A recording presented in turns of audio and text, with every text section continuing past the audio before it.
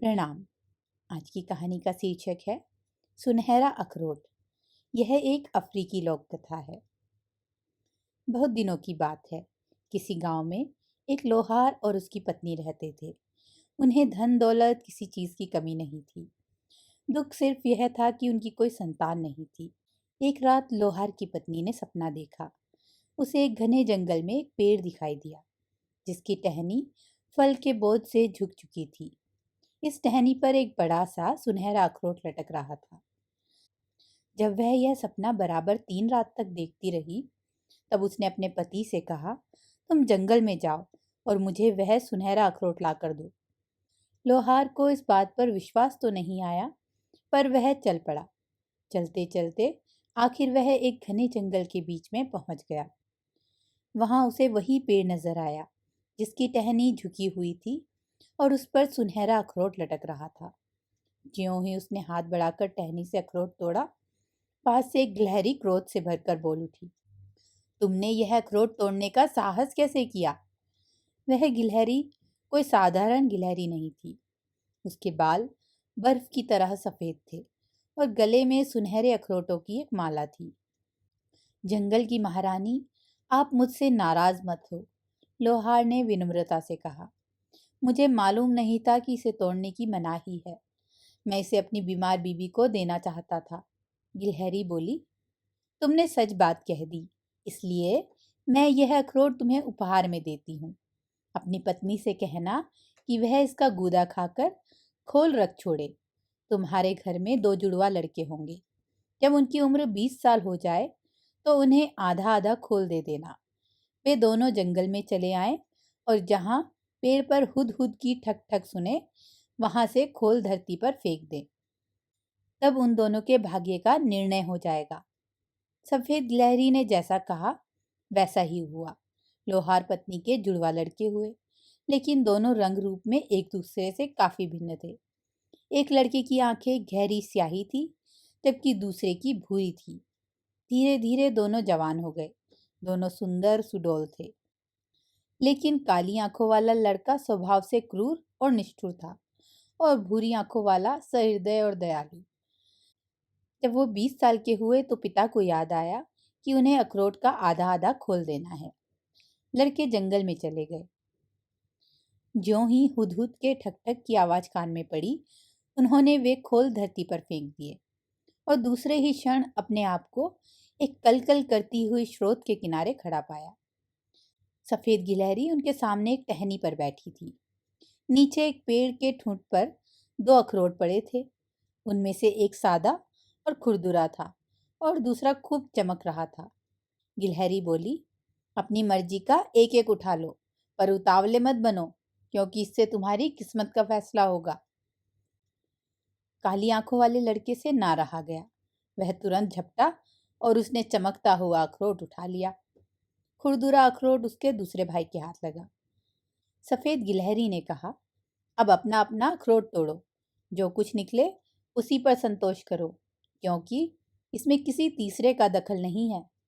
वह पूंछ हिलाती हुई जंगल में गायब हो गई। काली आंखों वाले भाई ने अपना अखरोट पहले तोड़ा। उसके सामने काले रंग का एक कोतल घोड़ा था। घोड़े की काठी से एक वर्दी बंधी थी, जिस पर सुनहरा फीता लगा हुआ था। इसके अलावा एक तलवार थी, जिसका दस्ता सोने का था। आह, इस तलवार के बल पर तो मैं दुनिया भर का धन इकट्ठा कर लूंगा, उसने उल्लास में भरकर बड़े गर्व से कहा। इसके बाद भूरी आंखों वाले लड़के ने अपना अखरोट तोड़ा। उसके सामने भार ढोने वाला असाधारण सा टट्टू खड़ा था। उसकी पीठ पर एक थैला था, जिसमें मन 1.5 मन बीज थे। दोनों भाई अपने अपने घोड़े पर सवार होकर अलग अलग दिशा में चल पड़े। भूरी आंखों वाला एक दिन जंगल में और 2 दिन मैदान में भटकता रहा।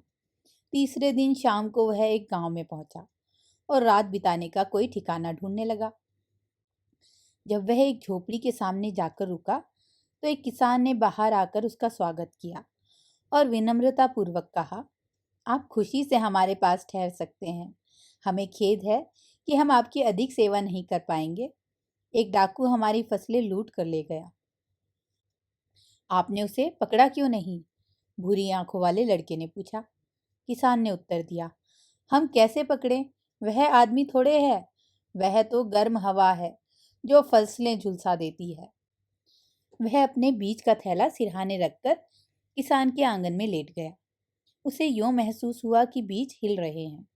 हमें बो दो, हमें बो दो, थैले में से आवाज आई। हम ऐसी घनी दीवार बना देंगे जो गर्म हवा को खेतों में आने से रोक देगी। अगले दिन लड़के ने किसान से कहा, क्या मैं आपके साथ रह सकता हूँ? शायद हम दोनों गर्म हवा को रोकने में सफल हो जाएं। किसान यह प्रस्ताव सुनकर बड़ा खुश हुआ और वह किसान के साथ रहने लगा। अब भूरी आंख वाले नौजवान को वहां रहते साल 2 साल नहीं, 20 साल बीत गए। यहाँ तक कि उसके सिर के बाल सफेद हो गए। उसने जो बीज बोए थे वे जैतून के लंबे लंबे घने पेड़ बन चुके थे। गर्म हवा उनसे टकराकर लौट जाती और खेतों में खूब गेहूं उगता। वे हर साल बढ़िया से बढ़िया फसल काटते। गेहूं की पकी हुई बालियां देखकर भूरी आंखों वाला व्यक्ति उल्लास से खिल उठता और अपने भाई को याद करके सोचता, यही मेरा सोना है, जाने उसका क्या हाल हुआ होगा। एक बार वह किसी दूसरे गांव से गुजर रहा था। उसने देखा कि एक नन्हा लड़का अखरोट के खोल से खेल रहा था। खोल आधा सोने का और आधा लोहे का था। तुम्हें यह खोल कहाँ से मिला? बुरी आंख वाले आदमी ने पूछा। मेरे पिता लड़ाई के मैदान से इसे लाए थे, लड़के ने उत्तर दिया। किसी सेनापति ने हमारे देश पर हमला किया। घमासान युद्ध हुआ। सेनापति और उसके सिपाही मारे गए। जब लोग सेनापति को दफनाने के लिए ले जा रहे थे, उसकी वर्दी में से यह खोल धरती पर गिर पड़ा। उस सेनापति का नाम क्या था? भूरी आंख वाले व्यक्ति ने पूछा। यह मुझे मालूम नहीं। खुद पिताजी उसका नाम भूल गए थे, इसलिए उन्होंने मुझे नहीं बताया, लड़के ने उत्तर दिया और मुंह बनाकर कहा, हमें उसका नाम जानने की जरूरत ही क्या है? जो शत्रु बनकर किसी का देश हड़पना चाहे, उसका नाम कौन याद रखेगा? काली आंख वाले सेनापति भाई का यह अंत हुआ। लेकिन सदियां बीत गई। इस भूरी आंख वाले भाई को लोग आज भी याद करते हैं और उसका नाम बड़े आदर और प्यार से लेते हैं। आशा करती हूँ यह कहानी आपको पसंद आई होगी। धन्यवाद।